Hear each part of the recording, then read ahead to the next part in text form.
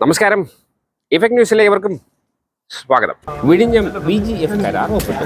വിഴിഞ്ഞം തുറമുഖത്തിന്റെ viability gap ഫണ്ടിനുള്ള കരാറുകളിൽ ഒപ്പിട്ടു. കേന്ദ്രവും പണം സ്വീകരിക്കുന്ന അദാനി വിഴിഞ്ഞം പോർട്ട് പ്രൈവറ്റ് ലിമിറ്റഡ് കമ്പനിയും ബാങ്ക് കൺസോർഷ്യവുമായുള്ള ത്രികക്ഷി കരാറിലും തുറമുഖത്തു നിന്നുള്ള വരുമാനത്തിന്റെ 20% ലാഭവിഹിതം കേന്ദ്ര സർക്കാരുമായി പങ്കിടാമെന്ന രണ്ടാമത്തെ കരാറിലുമാണ് ഒപ്പുവെച്ചത്. കേരളത്തിനു വേണ്ടി തുറമുഖ വകുപ്പ് മന്ത്രി VN വാസവന്റെ സാന്നിധ്യത്തിൽ ചീഫ് സെക്രട്ടറി ശാരദ മുരളീധരനാണ് കരാറിൽ ഒപ്പുവെച്ചത്.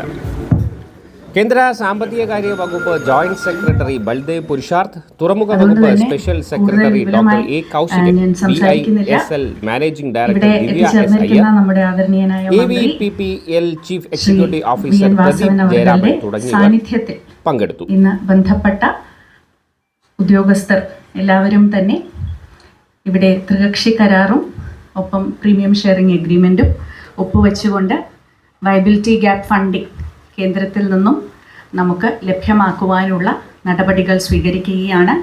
817.8 കോടി രൂപയുടെ വയബിലിറ്റി ഗ്യാപ്പ് ഫണ്ടാണ് ഇന്ന് നമ്മൾ ഈ കരാറിലൂടെ ഒപ്പിട്ട് കൈമാറാനായി ഉദ്ദേശിക്കുന്നത്. നമ്മുടെ കേന്ദ്ര മന്ത്രാലയത്തിൽ നിന്നും എത്തിച്ചേർന്നിരിക്കുന്ന വിശിഷ്ടരായ ഉദ്യോഗസ്ഥരുണ്ട്. ബൽദേവ് IAS സാറുണ്ട്. ഒപ്പം നമ്മുടെ ഡിപ്പാർട്ട്മെൻറ്റ് ഓഫ് എക്കണോമിക് അഫയേഴ്സിൽ നിന്നും എത്തിച്ചേർന്നിരിക്കുന്ന ശ്രീമതി ആര്യ ഇവിടെയുണ്ട്. നമ്മുടെ എല്ലാവരുടെയും പ്രിയങ്കരിയായ ആദരണീയ ചീഫ് സെക്രട്ടറിയാണ്. നമ്മുടെ കേരള സർക്കാരിനെ പ്രതിനിധീകരിച്ചുകൊണ്ട് ഇതിൽ ഒപ്പുവെക്കുന്നത് ശ്രീമതി ശാരദ മുരളീധരൻ മാഡം അവർ, പോർട്ട് സെക്രട്ടറി ഡോക്ടർ കൗശികൻ അവർകളും വേദിയിലുണ്ട് നമ്മോടൊപ്പം. ഒപ്പം IDBI, അതായത് നമ്മുടെ സാമ്പത്തിക സ്ഥാപനത്തിൽ നിന്നുമുള്ള പ്രതിനിധിയും നമ്മുടെ കരാറിൽ ഒപ്പുവെക്കുന്നതാണ്. നിലവിൽ കരാറിലെ ഒപ്പുവയ്ക്കൽ ചടങ്ങ് ഇവിടെ പൂർത്തിയായിട്ടുണ്ട്. അപ്പോൾ അവർ കരാർ കൈമാറിയതിന് ശേഷം നമ്മുടെ ആദരണീയനായ മന്ത്രി നമ്മളെ അഭിസംബോധന ചെയ്യുന്നതായിരിക്കും. ഒപ്പം ഇവിടെ എത്തിച്ചേർന്നിരിക്കുന്ന നമ്മുടെ AVPPLൻ്റെ അദാനി ഗ്രൂപ്പിൻ്റെ മുതിർന്ന ഉദ്യോഗസ്ഥരും വിസിലിൻ്റെ മുതിർന്ന ഉദ്യോഗസ്ഥരും മാധ്യമപ്രവർത്തകർക്കും മറ്റെല്ലാവർക്കും ഒറ്റവാക്കിൽ സ്വാഗതം അരുളിക്കൊണ്ട് നമസ്കാരം.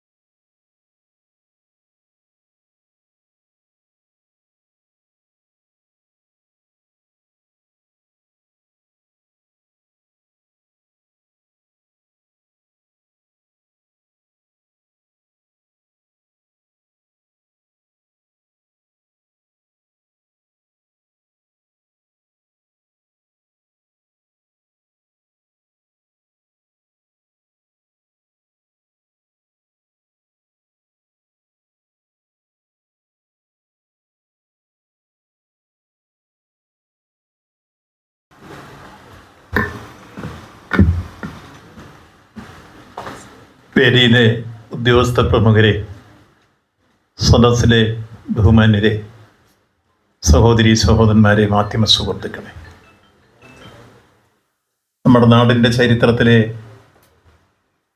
ഏറ്റവും ഉന്നതമായ വികസന വീക്ഷണങ്ങളിലെ മുന്നേറ്റമാണ് വിഴിഞ്ഞം അന്താരാഷ്ട്ര തുറമുഖം എന്ന് നമുക്കറിയാം. അതിൻ്റെ ഒന്നാം ഘട്ടം നമ്മൾ പൂർത്തീകരിച്ച് ഡിസംബർ 3 യഥാർത്ഥത്തിൽ നിർമ്മാണ പ്രവർത്തനങ്ങളുടെ പൂർത്തീകരണത്തിൻ്റെ സർട്ടിഫിക്കറ്റ് ഹാൻഡ് ഓവർ ചെയ്യുകയുണ്ടായി. ട്രയൽ റൺ വളരെ വിജയകരമായി നമുക്ക് പൂർത്തീകരിക്കാൻ കഴിഞ്ഞു. പല സന്ദർഭങ്ങളിലും ഏതാണ്ട് 250 പരം ഷിപ്പുകൾ വന്ന് 6 ലക്ഷത്തിനടുത്ത് TEU കണ്ടെയ്നറുകൾ കൈകാര്യം ചെയ്യാൻ കഴിഞ്ഞ രൂപത്തിലേക്ക് ഈ ചുരുക്കിൽ മാറിക്കഴിഞ്ഞപ്പോൾ ലോകഭൂപടത്തിൽ തന്നെ MSCയുടെ ഏറ്റവും വലിയ കപ്പലുകൾ ഉൾപ്പെടെ ഇവിടെ എത്തിച്ചേരുന്ന സാഹചര്യം നാം തിരിച്ചറിഞ്ഞു. സാൻ ഫെർണാണ്ടോ ആയിരുന്നു ആദ്യം കൂടി എത്തിച്ചേർന്ന ഷിപ്പ്. ഇപ്പോൾ അത് ഏറ്റവും വിജയകരമായി നമ്മുടെ ട്രയൽ റൺ പൂർത്തീകരിച്ചു. അതിനുശേഷമുള്ള നമ്മുടെ തുടർന്നുള്ള വ്യാപാര മേഖലയിലെ പ്രവർത്തികളും ചരക്ക് ഗതാഗത രംഗത്തെ പ്രവർത്തനങ്ങളും സുഗമമായി മുന്നോട്ട് നീങ്ങിക്കൊണ്ടിരിക്കുന്നു. ബഹുമാന്യനായ പ്രധാനമന്ത്രി നമുക്ക് ഡേറ്റ് തരുന്നതനുസരിച്ച് കമ്മീഷൻ ചെയ്യുക എന്ന ലക്ഷ്യമാണ് നമ്മുടെ മുമ്പിലുള്ളത്. അതിനുവേണ്ടിയുള്ള ശ്രമങ്ങൾ സംസ്ഥാന ഗവൺമെൻറ് നടത്തിക്കഴിഞ്ഞിരിക്കുന്നു. ഏറ്റവും അടുത്ത നാളിൽ ഡേറ്റ് തരും എന്നാണ് അറിയിച്ചിട്ടുള്ളത്. ബഹുമാനപ്പെട്ട പ്രധാനമന്ത്രി ഡേറ്റ് തരുന്ന ആ ദിവസത്തിൽ കമ്മീഷൻ ചെയ്യുന്ന സാഹചര്യം സംജാതമാണ്. അതിനു മുമ്പ് നമ്മുടെ മുമ്പിലുണ്ടായിരുന്ന ഏറ്റവും പ്രധാനപ്പെട്ട ഒരു പ്രശ്നമായിരുന്നു നമുക്ക് ലഭിക്കേണ്ട VGF വയബിലിറ്റി ഗ്യാപ്പ് ഫണ്ട്. ആ ഗ്യാപ്പ് ഫണ്ട് കിട്ടേണ്ടത് 817.80 കോടി രൂപയാണ്. സാധാരണഗതിയിൽ പൊതുവിൽ രാജ്യത്ത് ഇത്തരം പ്രോജക്റ്റുകൾക്ക് യൂണിയൻ ഗവൺമെൻറ് നൽകാറുള്ള VGF ഗ്രാൻഡായിട്ടാണ് ഇതുവരെ പൊതുവിൽ നാം മനസ്സിലാക്കിയിട്ടുള്ളത്. ഇതിനു മുമ്പ് കൊടുത്തിട്ടുള്ള തൂത്തുക്കുടി അടക്കമുള്ള തുറമുഖങ്ങളുടെ പ്രോജക്റ്റുകൾക്കും അത്തരം ഒരു സമീപനമായിരുന്നു.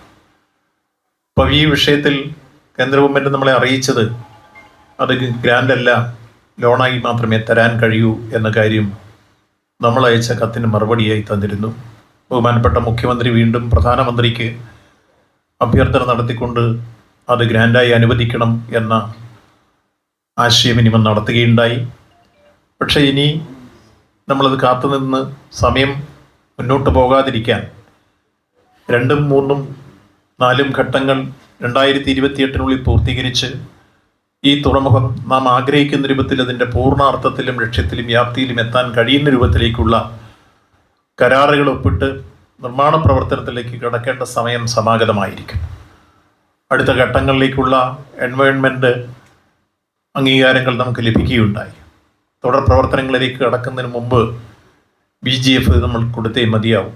അത്തരമൊരു സാഹചര്യത്തിൽ സംസ്ഥാന ഗവൺമെൻറ് തീരുമാനിച്ചു ഇനി കാലതാമസം വരുത്താതെ ഈ എഗ്രിമെൻറ്റിൽ ഒപ്പിട്ട് അതോടൊപ്പം തന്നെ ഷെയർ ലീഗിങ്ങിലേക്കും വന്ന് നമ്മൾ ഈ പ്രോജക്റ്റ് എത്രയും വേഗം സാധ്യമാക്കുക എന്ന ആത്യന്തിക ലക്ഷ്യത്തിൽ നിന്നുകൊണ്ടാണ് സംസ്ഥാന ക്യാബിനറ്റ് കഴിഞ്ഞ മാസത്തിൽ തീരുമാനമെടുത്തു ഈ VGFൽ ഒപ്പിട്ട് അടിയന്തരമായി നമ്മൾ ഈ എഗ്രിമെൻ്റ് ഒപ്പിട്ട് VGF വാങ്ങാൻ. അതിൻ്റെ അടിസ്ഥാനത്തിലാണ് ഇപ്പോൾ കേന്ദ്രത്തിൽ നിന്ന് പ്രധാനപ്പെട്ട ഉദ്യോഗസ്ഥ പ്രമുഖർ ബൽദേവ് IAS ഉൾപ്പെടെയുള്ള ഉദ്യോഗസ്ഥ പ്രമുഖർ ഇവിടെ എത്തിച്ചേർന്നിരുന്നു.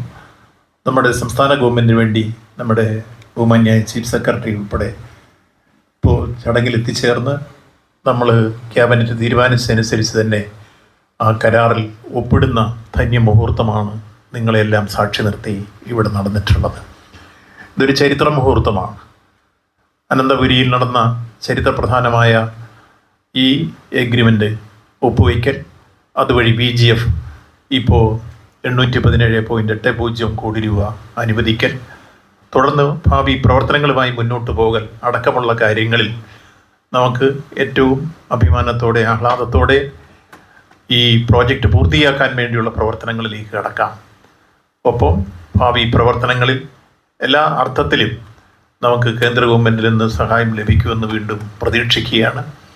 ഇപ്പോൾ സംസ്ഥാന ഗവൺമെൻറ്റിനെ സംബന്ധിച്ചോളം അതിൻ്റെ 1ാം ഘട്ടം പൂർത്തീകരിക്കുന്ന രംഗത്ത് സംസ്ഥാന ഗവൺമെൻറ് അതിൻ്റെ പ്രഖ്യാപിത നയങ്ങളിൽ നിന്നുകൊണ്ട് തന്നെ മുടക്കേണ്ട മുഴുവൻ പണവും മുടക്കി, ഒപ്പം അദാനിയുമായി ബന്ധപ്പെട്ട കരാറുകൾ പൂർണ്ണമായി പാലിച്ച് മുന്നോട്ട് പോകുന്ന പൊതു സാഹചര്യമാണ് നിലവിലുള്ളത്. ഭാവി പ്രവർത്തനങ്ങളിലും ഇനി നമുക്കങ്ങോട്ട് മുന്നോട്ട് വരേണ്ട റോഡ് കണക്ടിവിറ്റിയുണ്ട്, റെയിൽവേ കണക്ടിവിറ്റിയുണ്ട്. അതിനുവേണ്ടി യുദ്ധകാലാടിസ്ഥാനത്തിലുള്ള പ്രവർത്തനങ്ങളാണ് ഇപ്പോൾ നടത്തിക്കൊണ്ടിരിക്കുന്നത്. ഏതാണ്ട് 10.7 കിലോമീറ്റർ വരുന്ന റെയിൽവേ കണക്ടിവിറ്റി, 9.2 കിലോമീറ്റർ തുരങ്കപാതയാണ്. ഇപ്പോൾ കൊങ്കൺ റെയിൽവേ അതിൻ്റെ DPR തയ്യാറാക്കി. കേന്ദ്ര റെയിൽവേ മന്ത്രാലയം അത് അംഗീകരിച്ചു. അതുപോലെ പാരിസ്ഥിതിക മന്ത്രാലയവും അത് അംഗീകരിച്ചു. അതിൻ്റെ ഭൂമി ഏറ്റെടുക്കൽ പ്രക്രിയയിലേക്ക് നമ്മൾ കടന്നു കഴിഞ്ഞിരിക്കുന്നു. അതേപോലെ തന്നെയാണ് ഇപ്പുറത്ത് റോഡ് കണക്ടിവിറ്റിയുമായി NHAയുമായി ചർച്ച ചെയ്ത് അത് സംബന്ധിച്ചും പൊതുധാരണയിൽ നിന്നുകൊണ്ട് അത് നടപ്പിലാക്കാൻ വേണ്ടിയുള്ള പ്രവർത്തനങ്ങൾക്ക് തുടക്കം കുറിച്ച് കഴിഞ്ഞിരിക്കുന്നു.